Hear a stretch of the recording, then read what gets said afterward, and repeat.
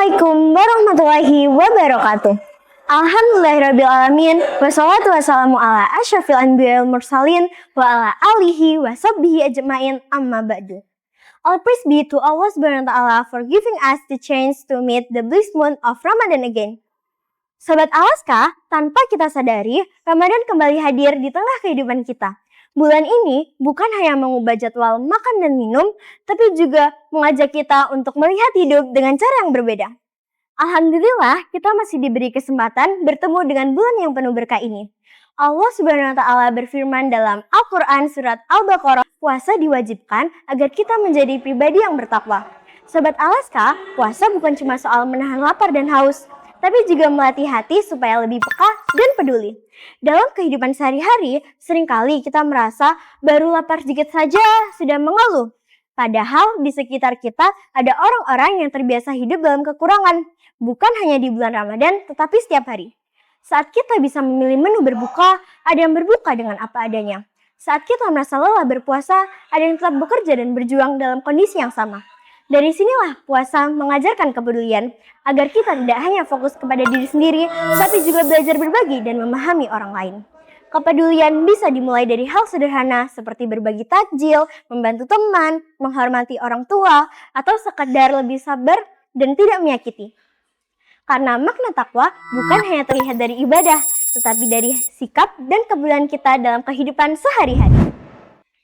Di bulan Ramadan ini, kita juga diajak untuk lebih jujur pada diri sendiri. Apakah puasa yang kita jalani sudah benar-benar membawa perubahan? Apakah setelah berpuasa, sikap kita menjadi lebih sabar, lebih menghargai orang lain, dan lebih peduli terhadap sekitar? Seringkali kita sibuk memperbaiki ibadah secara lahiriah, tetapi lupa memperbaiki sikap dalam keseharian. Padahal, puasa seharusnya membuat kita lebih bisa mengendalikan emosi, menjaga ucapan, dan tidak mudah menyakiti orang lain, baik lewat perkataan maupun perbuatan. Sobat Alaska, kepedulian sosial tidak selalu tentang memberi materi. Mendengarkan teman yang sedang kesulitan, membantu tanpa diminta, atau tidak meremehkan orang lain juga merupakan bentuk kepedulian sosial yang sangat berarti. Hal-hal kecil seperti inilah yang seringkali justru paling dibutuhkan.